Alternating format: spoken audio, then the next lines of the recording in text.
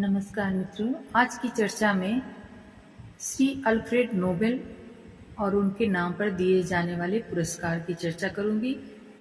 कौन थे नोबेल महोदय और उनके पुरस्कार की चर्चा। नोबेल महोदय का पूरा नाम अल्फ्रेड बर्नार्ड नोबेल था। इनके पूर्वजों की पारिवारिक अल नोबिलियस थी। इनके पितामह इमानुएल फौजी डॉक्टर थे और वे अपनी अल को बदलकर नोबेल लिखने लगे थे। एल्फ्रेड नोबेल के पिता युवा अवस्था में स्टॉकहोम में विज्ञान के शिक्षक थे।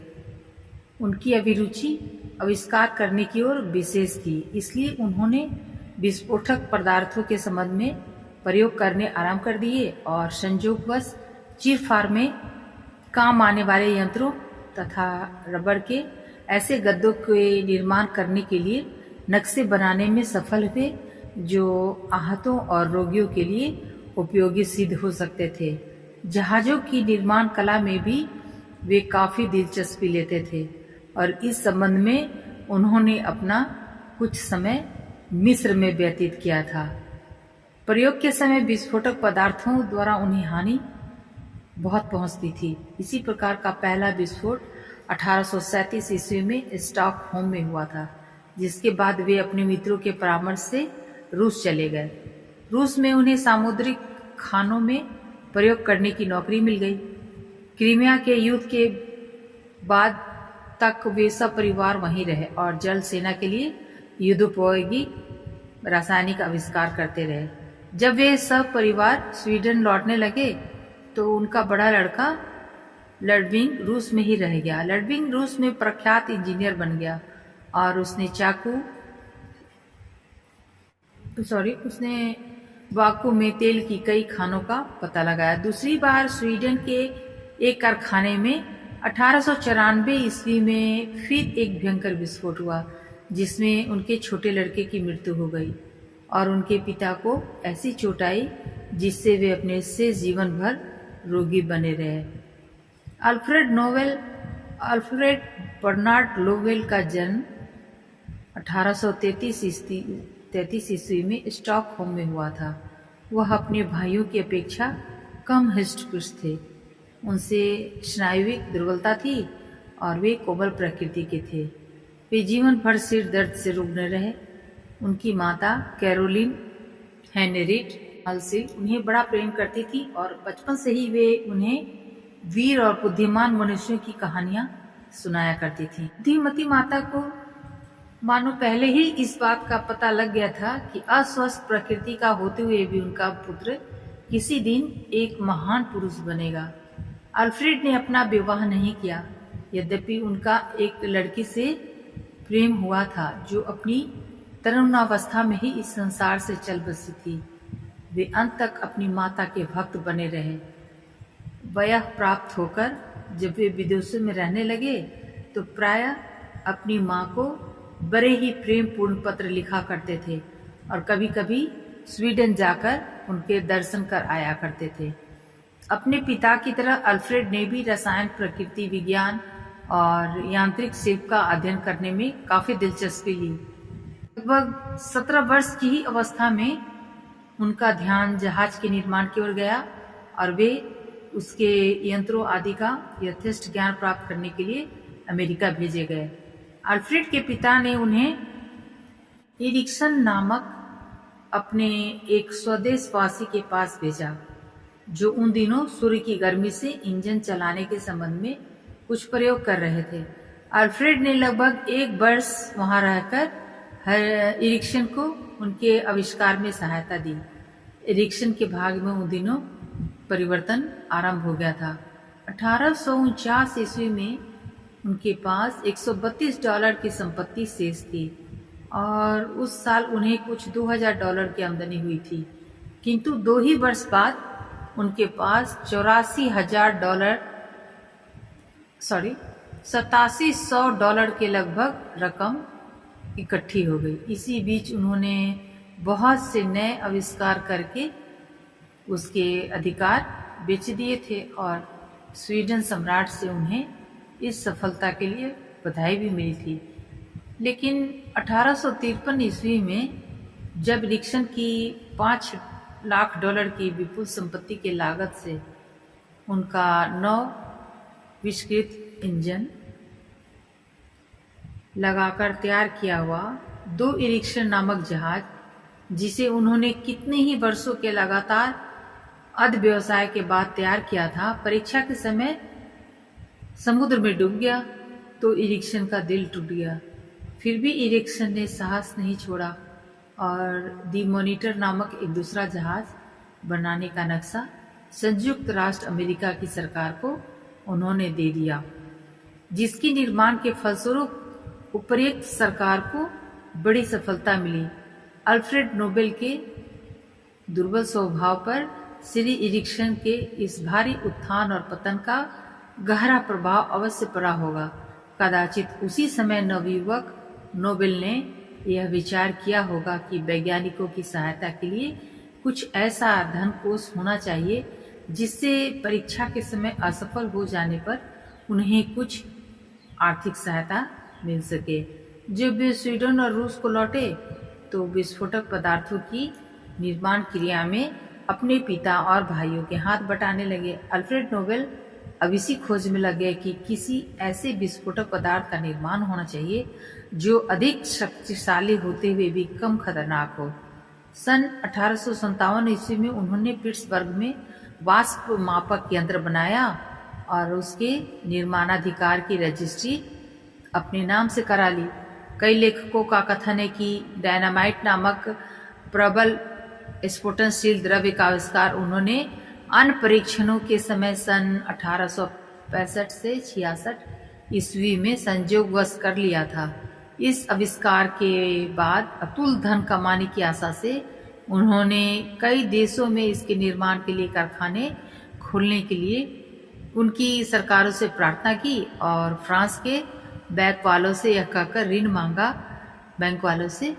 कि उन्होंने एक ऐसा पदार्थ तैयार किया है जिससे संसार को उड़ा दिया जा सकता है, किंतु बैंक वालों ने रकम देने से इनकार कर दिया।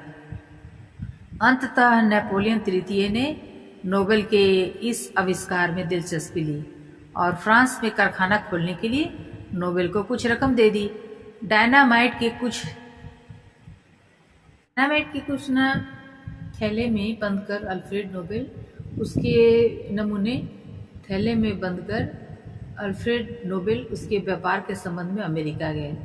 न्यूयॉर्क के होटलों में डरते डरते उन्हें अपने यहाँ ठहराया, क्योंकि उनके पास विस्फोटक पदार्थों की चर्चा और वहाँ पहले ही से हो चुकी थी।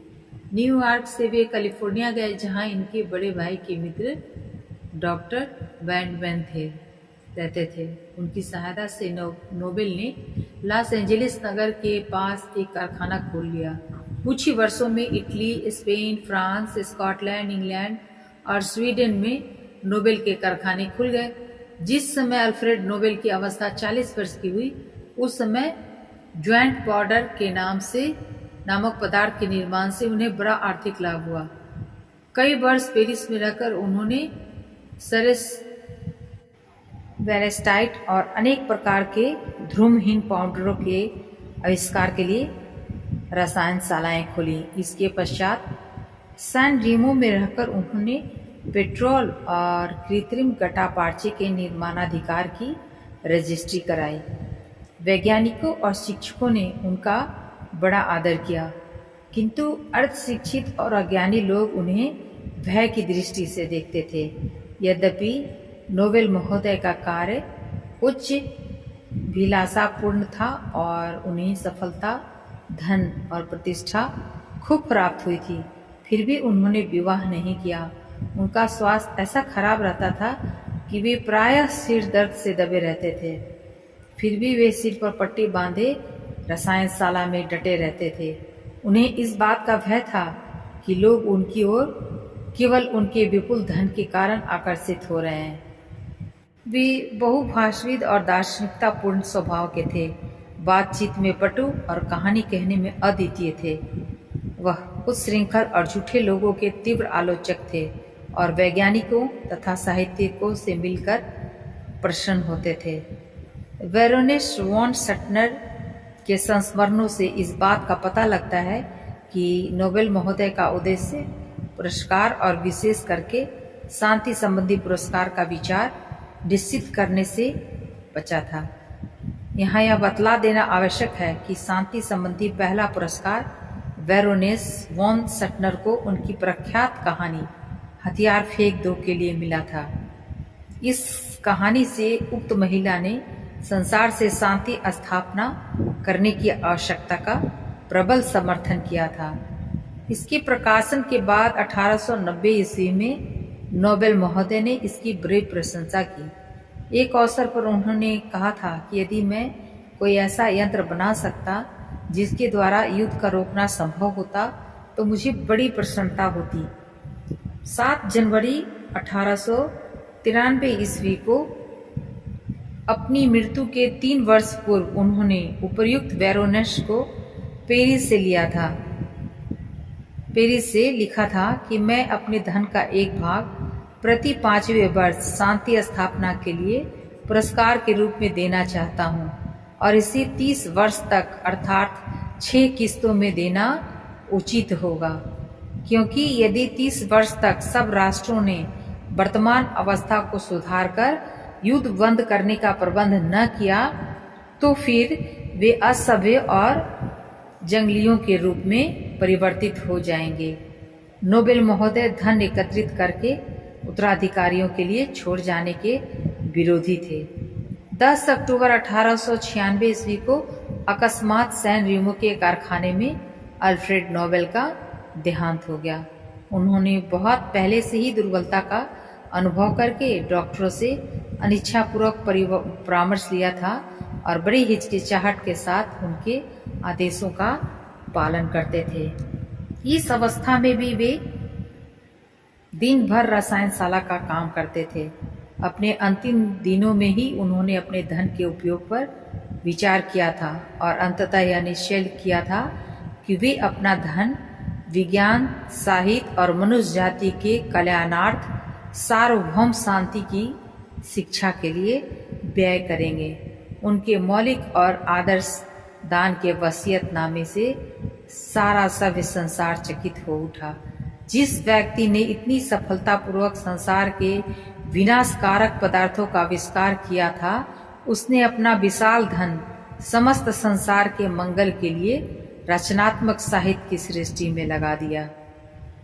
अब मैं यहाँ नोबेल पुरस्कार के विवरण की चर्चा करने जा रही हूँ, जिससे आप समझ सकेंगे कि पुरस्कार की शर्तें क्या क्या हैं। नोबेल महोदय के वसीयतनामे का सारांश बताने जा रही हूँ। मैं डॉक्टर अल्फ्रेड बर्नार्ड नोबेल अपनी चल भू संपत्ति के संबंध में, जिसका नक्शा 27 नवंबर 1895 ईस्वी को बनाया गया था, आदेश देता हूँ कि वह रुपये के रूप में परिवर्तित करके सुरक्षित रूप में जमा करवा दी जाए। इस प्रकार जो धन जमा होगा उसके ब्याज से प्रति वर्ष उन व्यक्तियों को पुरस्कार दिए जाएं जो उस वर्ष में मानव जाति के हित के लिए सर्वोत्कृष्ट पुस्तकें लिखें। ब्याज की रकम 5 बराबर भागों में बटेंगी, जिसका विभाजन निम्नलिखित ढंग से होगा। इस धन का एक भाग उस व्यक्ति को मिलेगा जिसने प्रकृति विज्ञान या पदार्थ विद्या के संबंध में किसी नई बात का आविष्कार किया होगा। एक भाग उसको मिलेगा जिसने रसायन में किसी नए तत्व का उद्घाटन किया होगा। एक भाग उस व्यक्ति को दिया जाएगा जिसने प्राणी शास्त्र या औषधि विज्ञान में किसी नई बात का आविष्कार किया होगा, और एक भाग उस व्यक्ति को प्रदान किया जाएगा जो साहित्यिक जगत में आदर्शपूर्ण सर्वोत्तम नूतन ज्ञान की सृष्टि करेगा, तथा अंतिम एक भाग उस व्यक्ति को समर्पित किया जाएगा जो संसार के सब राष्ट्रों में बंधुभाव और शांति स्थापित करने और युद्ध रोकने का सख्त प्रयत्न करेगा। आगे चलकर उन्होंने लिखा, पदार्थ विद्या और रसायन के पुरस्कार प्रदान करने का अधिकार स्टॉकहोम स्थित स्वीडिश एकेडमी ऑफ साइंस को होगा। प्राणी शास्त्र और औषधि विज्ञान संबंधी पुरस्कार स्टॉकहोम की कैरोलिन मेडिकल इंस्टीट्यूट प्रदान किया करेगी। साहित्य संबंधी पुरस्कार देने का अधिकार स्टॉकहोम की एकेडमी को होगा और सार्वभौम शांति संबंधी पुरस्कार का निर्णय 5 व्यक्तियों की एक समिति करेगी, जिनका निर्वाचन नॉर्वेजियन स्टारडिंग के द्वारा होगा। मेरी यह विशेष इच्छा है कि पुरस्कार देने में किसी भी उम्मीदवार के देश, जाति या धर्म आदि का विचार न किया जाए। और इस प्रकार नोबेल महोदय की जमा की हुई संपत्ति 20 लाख पाउंड से अधिक थी, जिसमें से प्रत्येक पुरस्कार में प्रति वर्ष 8,000 पाउंड दिए जाते हैं। साहित्य संबंधी पुरस्कार में 2 शर्तें और रखी गई थी, जिनमें से पहली यह थी कि यदि साहित्य की 2 पुस्तकें पुरस्कार योग्य सिद्ध हों तो उपर्युक्त पुरस्कार की रकम दोनों में बराबर विभाजित की जा सकती है। इसके अनुसार 1904 ईस्वी का पुरस्कार स्पेनी नाटककार जोर्ज एशंगरे और प्रोवेंस के कवि फ्रेडरिक मिस्ट्रॉल में बराबर बराबर बांट दिया गया था। इसी प्रकार 1917 ईस्वी में यह पुरस्कार डेनमार्क के 2 लेखकों में समान रूप से विभाजित कर दिया गया था।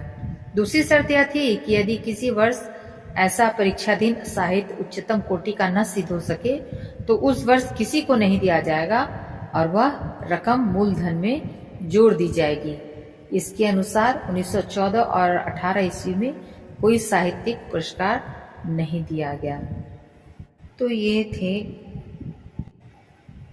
श्री अल्फ्रेड नोबेल, जिनके नाम पे नोबेल पुरस्कार दिया जाता है। धन्यवाद मित्रों। अगर आपको अच्छा लगता है तो कृपया लाइक और सब्सक्राइब जरूर करें। धन्यवाद।